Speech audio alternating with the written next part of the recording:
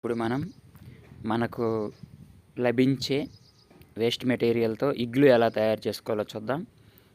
ఇక్కడ పెన్నా నది పరివాహక ప్రాంతం, ఆక్వా ప్రాంతం కాబట్టి మాకు థర్మోకోల్ షీట్లు వేస్ట్ మెటీరియల్ లభిస్తుంది. పిల్లలు ఇవి తెచ్చారు. వీటితో మనం పెద్ద సైజు నుంచి చిన్న సైజు వరకు ఇలా కటింగ్ చేసుకోవాలి. మామూలుగా అయితే పలచటివి అయితే 5 అవసరం అవుతాయి. మందంగా ఉన్నాయి కాబట్టి నాకు 3 సరిపోతాయి. అయితే ముందు వృత్తలేఖంతో వృత్తాలు చేసుకోవాలి. పెద్ద సైజు దానికి పెద్ద వృత్తం, దాని తర్వాత దానికంటే కొంచెం చిన్న సైజు అట్లా చేసుకొని కటింగ్ చేసుకోవాలి.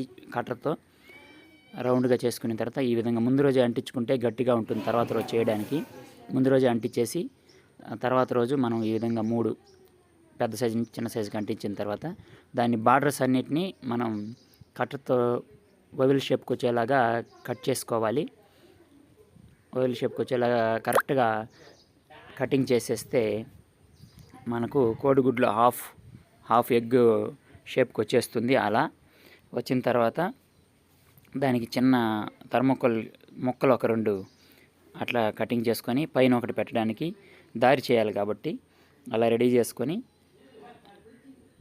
ఈ విధంగా 2 పెట్టేసి తర్వాత పైన ఒకటి పెట్టి ఫెవికాల్తో అంటించుకోవాలి. అంటించుకున్న తర్వాత ఒక 1 అవర్ తర్వాత ఆరిపోతుంది అది.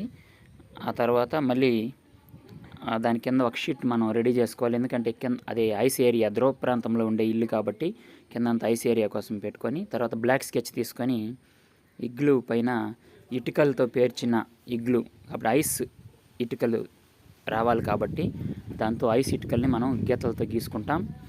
గీసిన తర్వాత ఇగ్లు మనకు రెడీ అయిపోతుంది. టిఎల్ఎం అంటేనే నో కాస్ట్ మెటీరియల్తో చేయడం కాబట్టి నేను లో కాస్ట్ మెటీరియల్తో చేయడానికి ప్రయత్నం చేస్తున్నాను. తర్వాత ఇగ్లు రెడీ అయిపోయిన తర్వాత ఈ విధంగా ఉంటుంది. ఆ తర్వాత ఓకే, థ్యాంక్ యూ పిల్లలు, థ్యాంక్ యూ ఆల్.